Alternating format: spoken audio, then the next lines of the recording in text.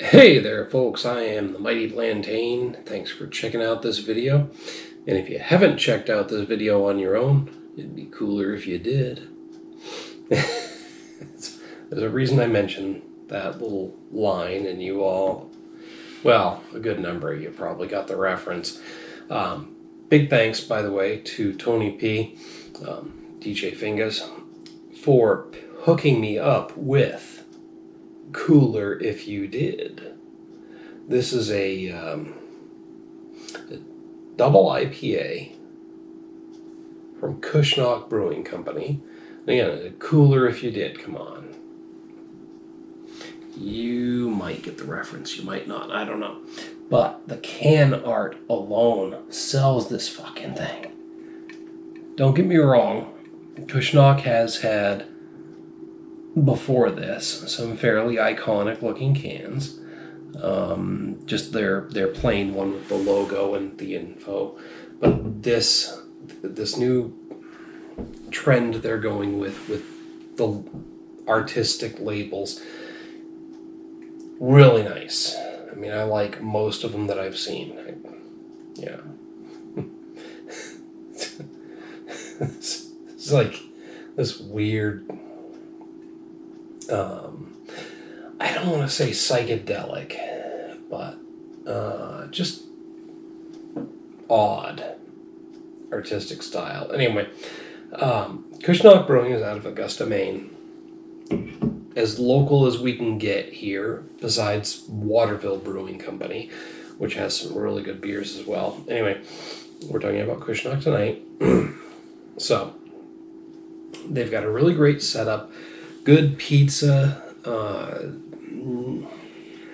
I love the place, but what I really like is if you go around back to the tasting room, the downstairs tasting room, that you can only enter from the waterfront, and it's like an old fucking 18th century fort getting in there with the wrought iron sconces and stuff. It's all electric, not candlelit or whatever, but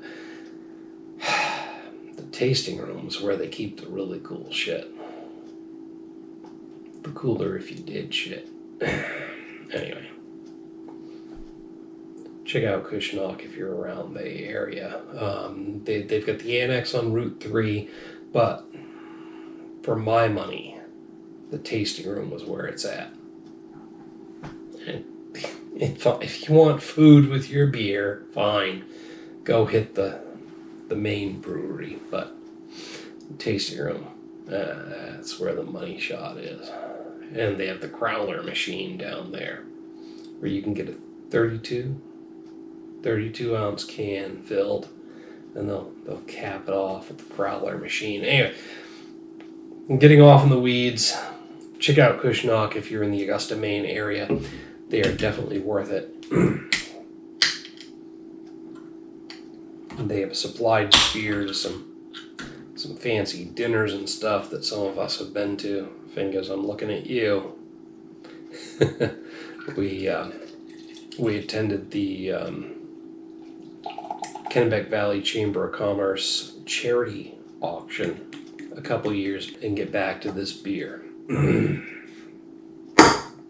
Cooler If You Did, double IPA from Cushnoc Brewing Company. Look at how fucking hazy that is, with a light yellow color down here, with a darker yellow up top, but still a very nice yellowish beer, yet pretty hazy.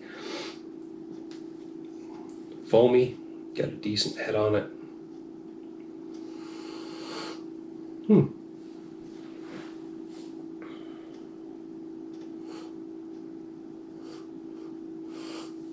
Interesting.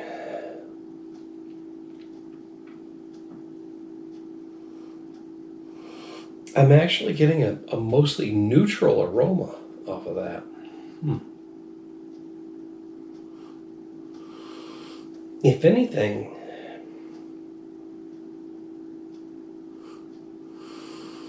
I'm getting like a crisp, clear spring water or freshly cut grass aroma. Or rain on hot pavement after rain on hot pavement in the summer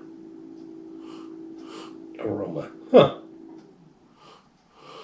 Yeah, just a crisp, maybe freshly cut grass aroma.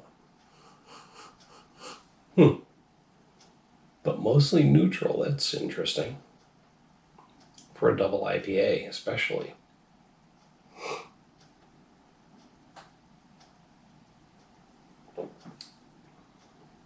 Nice medium mouthfeel.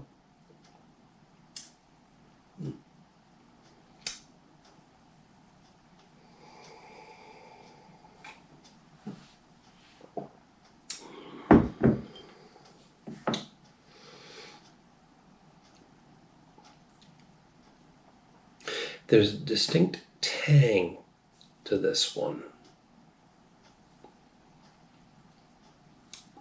There's a weird, almost sourness up front, but mostly just a tangy hoppiness.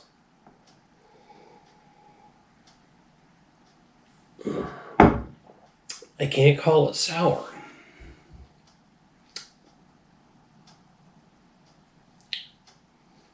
An upfront tanginess that's almost metallic in nature.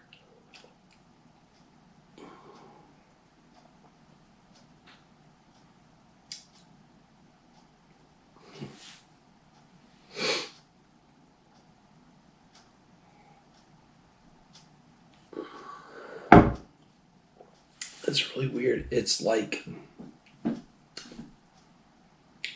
if you licked a block of salt. I know. Who here has licked a block of salt? Probably none of us, including me. But I'm getting like this. I haven't licked a block of salt, but I've licked a chunk of salt. Anyway. Long story there. Different story.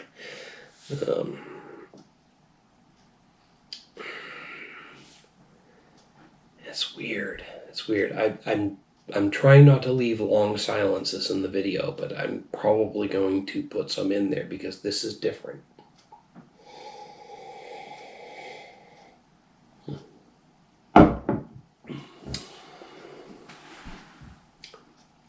This odd, slightly metallic yet salty tang up front that fades to earthy notes. It gives me a hint of pine in the finish. I mean, I'm definitely intrigued because I've mentioned before in other videos that in terms of hoppiness, I'm mostly keyed towards citrus and pine. So to get something that's earthy in nature, and the saltiness, the metallic, all of that ties back to earthy notes, is definitely different for me.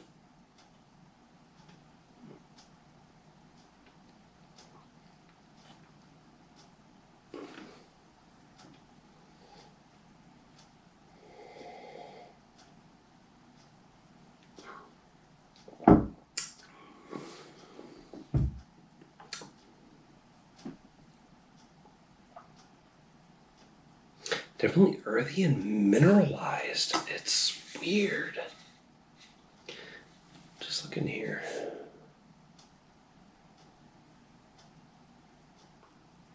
Overripe tropical fruit and candied citrus dominate the aroma. I didn't get any of that. Hints of dark piney resin sneak through. Okay, maybe some pininess. Soft mouthfeel and slight bitterness round out the sip. Galaxy Citra Amarillo Eldorado. Pardon. Original artwork by Aaron McCormick. Aaron McCormick, very impressive artwork.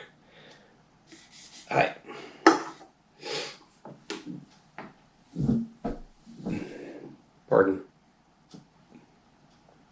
Gas keeps coming up here. My flavor experience is not even close to what they describe in the label. I've kind of been hovering around this for a little while here, but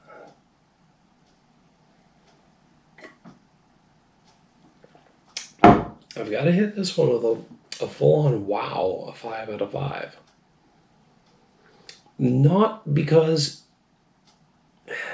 it follows what they're telling me I should be experiencing on the label, because I'm not even close to that, but because it's giving me an odd wow reaction with that completely unexpected experience.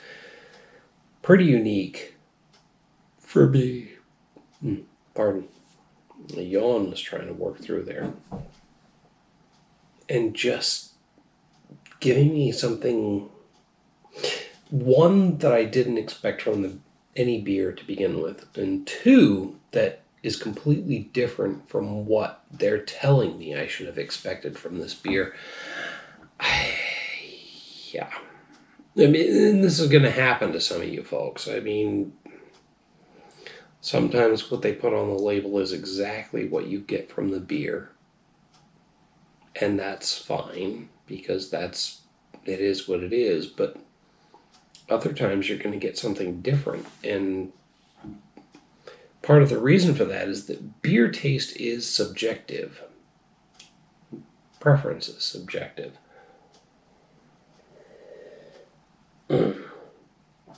Not every beer out there is going to react with your individual biology exactly the same way that it does everybody else's.